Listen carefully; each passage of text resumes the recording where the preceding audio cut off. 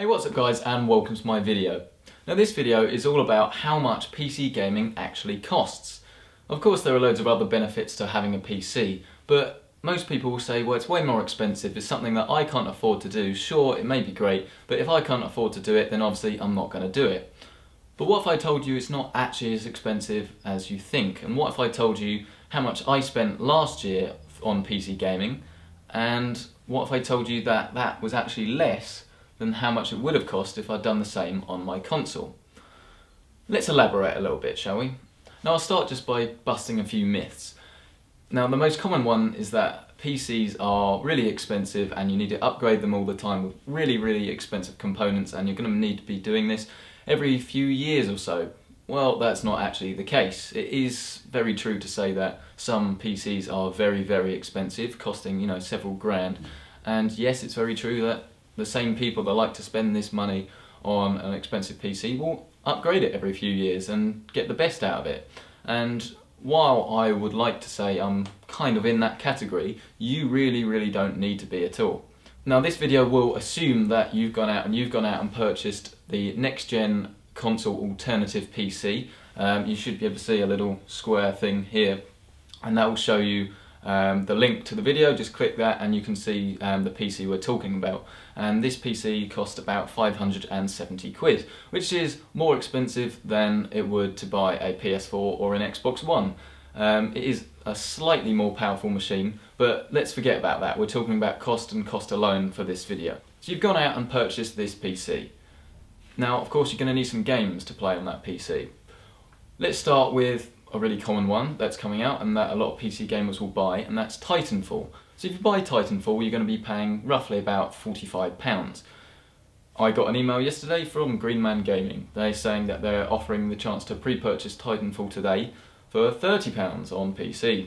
That's £30 versus £40 or £45. Obviously if you get it on 360 it's going to be nearer the £40 mark, but the point is already that's £10 just saved, and of course that's going to add up.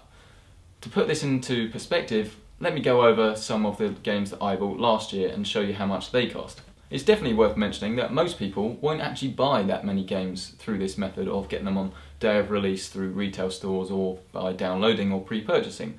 Most people, the games they buy will be through Steam sales and of course sales from other outlets, myself included, and a lot of the money that gets spent is actually through those sorts of sales rather than through full retail pricing. So I went through earlier, did take a bit of time, but I went through earlier and added up all the costs of all the games that I bought last year, so 2013, and it was quite a lot of games, and it came to £343. And that was made up with 10 full retail price games, like on the day of release, so things like Bioshock Infinite, Tomb Raider, Devil May Cry, Grid 2, all sorts of different games. There were 10 of those sorts of games on day of release.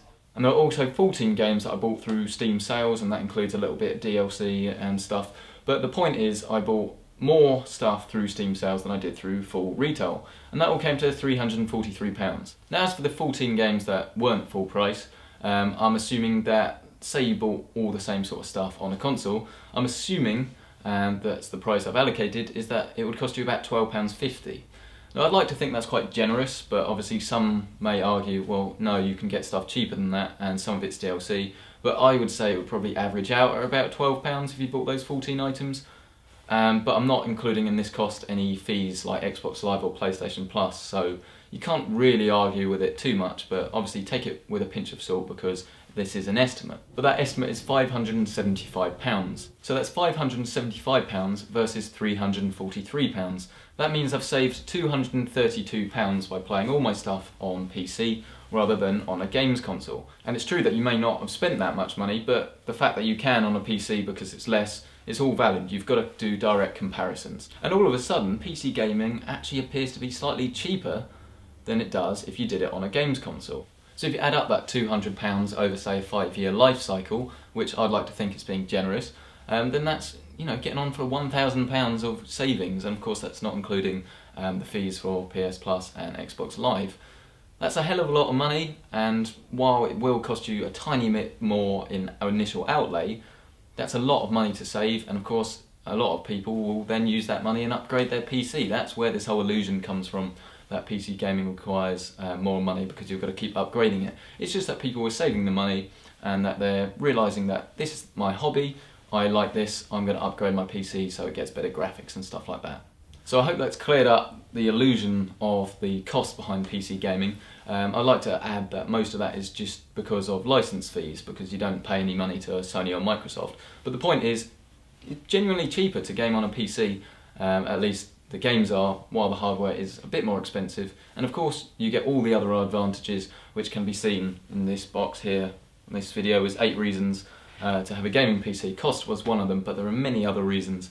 Of course, the main one being that it's a PC, but obviously that's all in that video just there. So I hope that's cleared up a lot of the confusion. It's the main point that I would want to discuss with anyone that was interested at all in PC gaming or would argue that it's more expensive. Leave any comments below about what you actually think about this. Do you have a PC? Do you have a games console? Are you interested in getting into PC gaming? Let me know, what do you think? And of course, don't forget to subscribe for more videos like this.